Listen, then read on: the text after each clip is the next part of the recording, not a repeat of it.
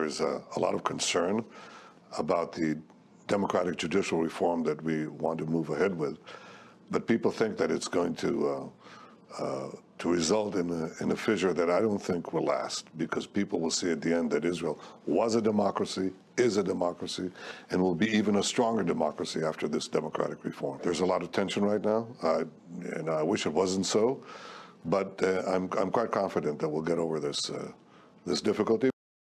Wow, what a timely interview. As outraged protesters take to the streets of Israeli Prime Minister Benjamin Netanyahu is defending his judicial overhaul plan in a one-on-one with my next guest. Joining us now after his sit-down with Benjamin Netanyahu, Piers Morgan, the same Piers Morgan from Piers Morgan Uncensored, seen on Fox Nation. Piers, we now know no departing flights out of Israel. We know he fired the defense minister since your interview.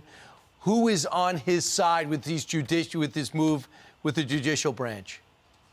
Well, the answer, Brian, is not many people now. I mean, there are people in Israel who do support this plan. They do feel the judiciary and the Supreme Court in particular, which is the only form of check and balance they have, really, the Israeli government. They do feel it's moved too to the left, perhaps, and wants to control the government too much. It can overrule government decisions. But what Netanyahu, I think, has miscalculated here is that he is trying to yank that pendulum right the other way. And the people are rising up. And it's not just people on the left. It's people from all across the divide in Israel. You're talking about generals, you're talking about former Mossad heads. Right. You know, this is really across the board. They're coming out in gargantuan numbers. Nearly 10% of the entire population of Israel has been protesting in the last 2 days. Think about that. So it's been a remarkable uprising against this plan. My guess, Brian, is that Benjamin Netanyahu is a canny politician. You don't get to be elected 6 times and be the longest serving prime minister in Israel history without being smart.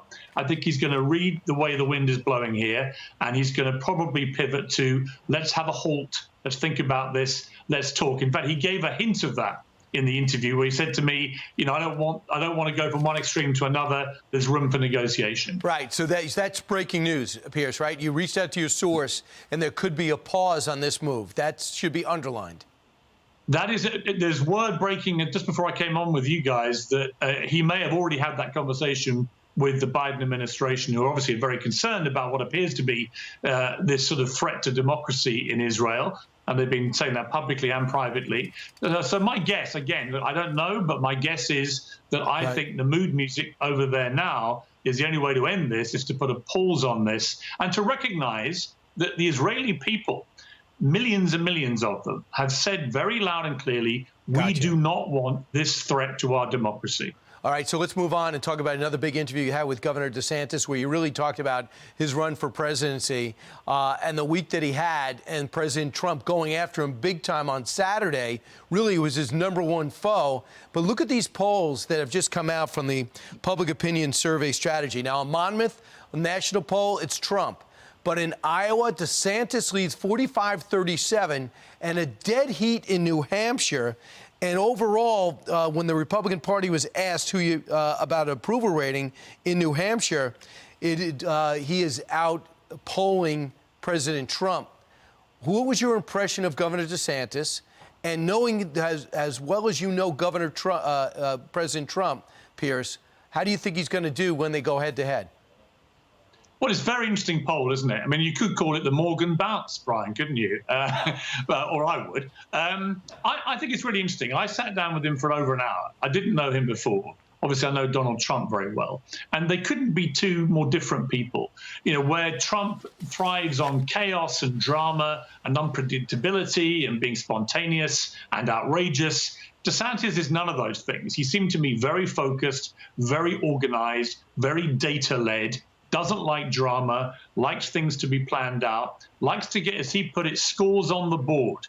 And you have to say that I think one of the reasons he's proving so popular is he's a winner. You know, you go back to the recent midterm elections, they weren't great for the Republicans. A lot of Donald Trump's big endorsement picks didn't win, didn't do well. Right. And there you had the big standout winner was Ron DeSantis, who had this thumping win in Florida, took a 30-odd thousand majority, turned it into 1.5 million. Right. I was down in Florida, obviously, for a few days interviewing him.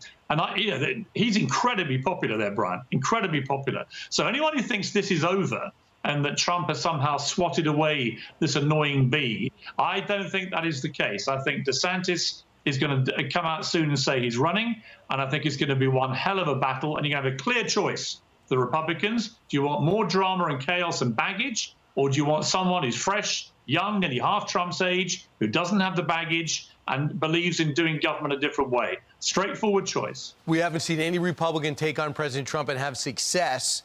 We'll see if Governor DeSantis or Nikki Haley or Mike Pompeo or Mike Pence, probably on your target list, will have more success than that. And we'll find out about the latest court cases with the president. Piers Morgan, it's always great to talk to you about Piers Morgan. Also, we can go to your, and it's always great to go to your app and we watch more Piers Morgan interviews because you are uncensored. Piers, thanks for talking to me. I appreciate it. Thank you, man. I appreciate it. Good to talk to you. All right. I'm Steve Doocy. I'm Brian Kilmeade. And I'm Ainsley Earhart. And click here to subscribe to the Fox News YouTube page to catch our hottest interviews and most compelling analysis.